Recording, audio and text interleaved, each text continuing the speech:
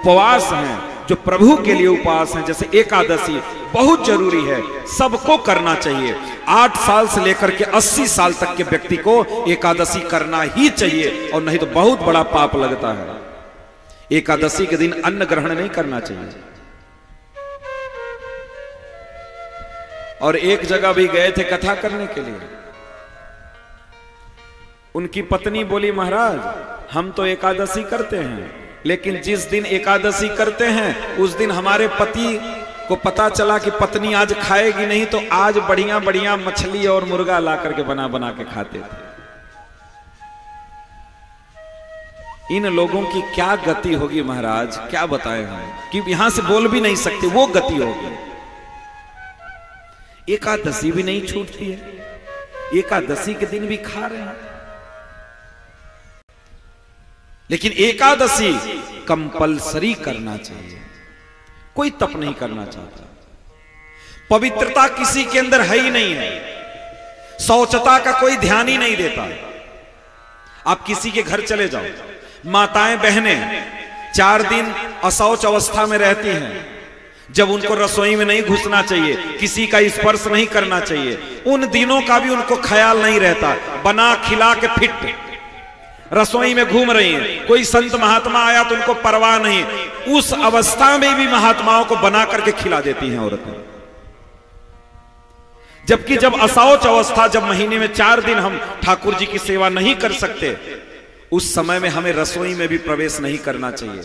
अगर 8 साल से बड़ा अपना बेटा है तो बेटे को भी स्पर्श नहीं करना चाहिए। माताएं कहती हैं बहुत बड़ा हम लोग पापी हैं जो आप छुओगे नहीं हम लोगों को। अरे भगवान ने आपको मौका दिया, आदमी को हफ्ता में 1 दिन छुट्टी मिलता है, महीने में कितनी छुट्टी मिलती है आदमी को? 4 संडे, 4 रविवार आदमी को छुट्टी मिलती है, और 4 छुट्टी आपको एक ही बार में महीने में मिल जाती है। कोई काम नहीं, बढ़िया घर में बैठ के खाओ और बढ़िया भजन करो, क्या दिक्कत है? काहे के लिए मर रही हो? कुछ कहती है कि खाना कौन बनाएगा? तुम्हारा दुल्हा बनाएगा, और कौन बनाएगा? जो खाई वो बनाई, और वो बनाएगा तुमको भी खिलाएगा, बर्तन भी धुलेगा, झाड़ू पोछा भी करेगा, सारा काम वो 4 दिन में आदमी करेगा। तुमको कुछ नहीं, बस आराम से बैठ करके भजन करो, बस नहा धो के आराम से, कोई दिक्कत नहीं। लेकिन नहीं, अशौच अवस्था का हमें विशेष ध्यान देना चाहिए।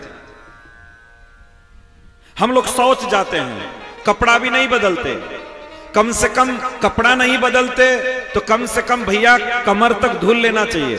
जब हम कभी भी शौच जाएं तो शौच के बाद हमें कुछ भी स्पर्श नहीं करना चाहिए, तब तक जब तक हम जो कपड़ा पहन के गए हैं शौच, जब तक उसको हम धुल न दें, जब तक कमर तक हम न धुल दें तब तक हमें कुछ स्पर्श नहीं करना चाहिए। यहां तो लोग शौच जाते हैं, हैंड वॉश से हाथ धुले, बस जाकर के रजाई में सो गए, उसी अवस्था में जाके मंदिर में घंटी बजाने लगे, भगवान प्रकट हो जाओ, आ गए हम। ऐसी अवस्था में तुम मंदिर जाओगे, ठाकुर मंदिर छोड़ के भागेगा, भागो, ठाकुर मंदिर छोड़ करके भागेगा। इसलिए शौचता पवित्रता का हमको ध्यान रखना है, इसी को कहते हैं। हम तो कहते तब हाथ भी क्यों धुलना भाई, हाथ भी मत धुलो, शौच करके ऐसे ही चलो घूमो। शौचता बहुत जरूरी है। ऐसे ही हाथ धुल करके रसोई में घुस जा रहे हैं लोग, रसोई बनाने लग रहे हैं बिना नहाए, सुबह उठते हैं बिना नहाए धोए रसोई में घुस जाते हैं, चाय बना करके पिला देती हैं देवी जी लोग, लो चाय पियो। बिना नहाए रसोई में नहीं घुसना है, बिना नहाए रसोई में नहीं जाना चाहिए।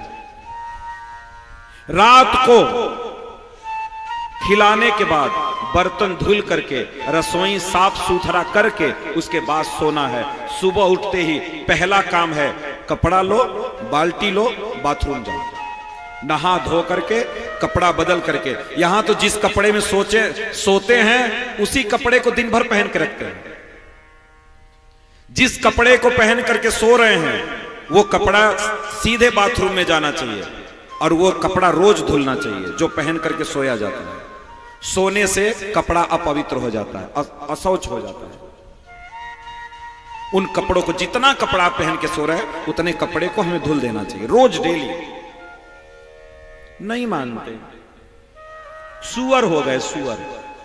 जैसे सुअरवा टट्टी करता है, पानी से मतलब नहीं उसको किसी चीज से मतलब नहीं, बस पशु हो गया आदमी, जानवर। उसको दोष नहीं है, ध्यान देना। एक बार पार्वती जी सनक सनंदन सनातन को श्राप दे दी, काहे के लिए कि जाओ तुम ऊंट बन जाओ। सनकादियों ने हाथ जोड़ करके कहा, मैया बड़ी कृपा करी आप, जो हमको ऊंट बनने का श्राप दे दी। क्यों? तुमको तो दुखी होना चाहिए। दुखी काहे का? अरे मनुष्य थे, बड़ी झमेला, मुखारी करो, कुल्ला करो, शौच जाओ तो नहाओ, दुनिया भर की दिक्कत। अब ऊंट बन गए हैं, कोई दिक्कत नहीं, न नहाने की चिंता, न शौच करने के बाद स्नान की चिंता, बड़ा जीवन सरल हो गया। पशुओं को दोष नहीं है, लेकिन मनुष्य को दोष है, मनुष्य को दोष है। इसलिए शौचता, पवित्रता का ध्यान रखना, ध्यान रखना। हो सके तो इन बातों को अपने दिमाग में रखना और रख करके इन पर विचार करना। हो सके विचार तो कर लेना। दया किसी के अंदर नहीं है। और आपके बंगाल में तो पूछो ही मत महाराज, किसी के अंदर दया नहीं है। ऐसे बकरवा का मुंडिया ऐसे पकड़ के धड़ांग से काट देते हैं, दो टुकड़ा में कर देता। अरे राम राम। तनिक भी उनके हृदय में, मतलब हृदय में दया नाम की कोई चीज ही नहीं है। एकदम हृदय एकदम कठोर हो चुका है, एकदम कठोर हृदय हो चुका है। ऐसी अवस्था, दया है ही नहीं है तनिक, एकदम।